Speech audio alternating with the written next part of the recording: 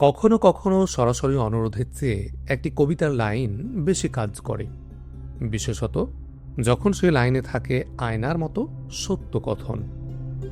আইয়ুবী যুগের বিখ্যাত কবি জামাল উদ্দিন ইবনে মাকরুহ, তার এক বন্ধুর একটি কাজ আটকে আছে এক প্রভাবশালী নেতার দরজায়।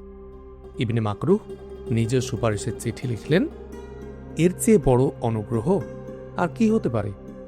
কিন্তু নেতার জবাব এলো ঠান্ডা, এই কাজে আমার অনেক কষ্ট হবে। অর্থাৎ না। অন্য কেউ হলে হয়তো মাথা নত করে ফিরে যেতেন, কিন্তু ইবনে মাকরুহ ছিলেন কবি, তিনি জবাব দিলেন কবিতায়। যদি কষ্ট না থাকত তবে সবাই নেতা হয়ে যেত। দানশীলতা মানুষকে দরিদ্র করে, সাহস মানুষকে মৃত্যুর মুখে ঠেলে দেয়।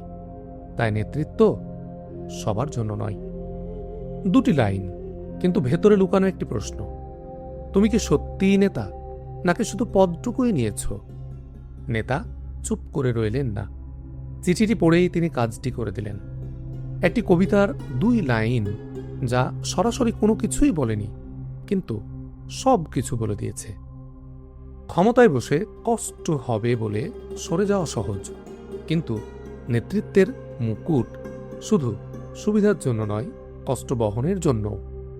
যে নেতা কষ্ট এড়িয়ে চলেন তিনি আসলে নেতৃত্বের সবচেয়ে বড় শর্তটি এড়িয়ে চলেন।